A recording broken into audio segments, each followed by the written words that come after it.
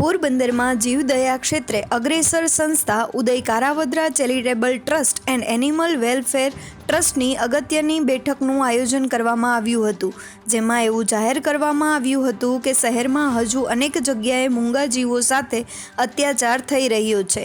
શ્વાન, ડુક્કરથી માંડીને ગૌધનને પણ ક્રૂરતાપૂર્વક પકડવામાં આવે છે.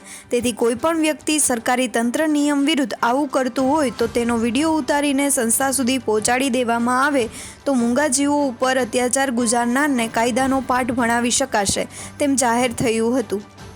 પોરબંદર શહેર અને જિલ્લામાં વર્ષોથી દિવસ રાત જોયા વગર અને સંપૂર્ણપણે વિનામૂલ્યે શેરી ગલીના જીવોની સારવાર કરતી સંસ્થા Shri Uday Karavadra charitable trust and animal welfare ટ્રસ્ટની અગત્યની બેઠકમાં સંસ્થાના પ્રમુખ ડૉક્ટર નેહલબેન કારાવદ્રાના નેતૃત્વમાં રાણીબાગ ખાતે યોજાઈ હતી, જેમાં ખરા અર્થમાં જીવદયા માટે પ્રવૃત્તિ કરતા શહેર અને જિલ્લાના લોકો પણ ઉપસ્થિત રહ્યા હતા.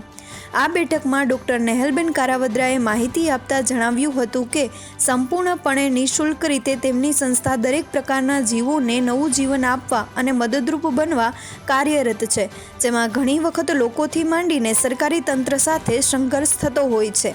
ત્યારે ખાસ અપીલ એ કરી હતી કે ક્યાંય પણ કોઈ શ્વાન, ગૌધન અથવા ડુક્કર ઉપર અત્યાચાર ગુજારવામાં આવતો હોય, ગેરકાયદેસર રીતે તેમને પકડવામાં આવતા હોય કે મારવામાં આવતા હોય તે વખતે તેનો વિડીયો ઉતારી લેવો જોઈએ અને કોઈ પણ વ્યક્તિ વિડીયો ઉતારવાની ના પાડી શકે નહીં.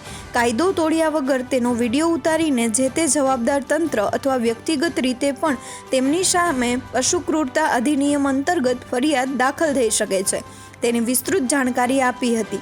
એટલું જ નહીં પરંતુ પ્રાણીઓ ઉપર અત્યાચાર કરનારા અનેક શખ્સોને અત્યાર સુધીમાં એનિમલ વેલફેર બોર્ડની મદદથી અને પોલીસના સહયોગથી જેલના સળિયા પાછળ ધકેલી દેવામાં આવ્યા છે.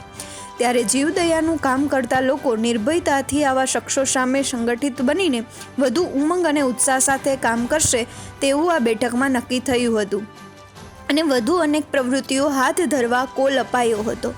આ બેઠકમાં જિલ્લાભરના જીવદયા પ્રેમીઓ, મહિલાઓ, યુવતીઓ ઉપસ્થિત રહ્યા હતા. આ સંસ્થા સાથે જોડાઈને મૂંગા જીવો માટે સેવા પ્રવૃત્તિ કરવા ઈચ્છતા લોકો ડૉક્ટર નેહલબેન કારાવદ્રાના, જેમના મોબાઈલ નંબર છે 98 259 19 19 1 પર સંપર્ક સાધે તેવી યાદી પાઠવાઈ છે.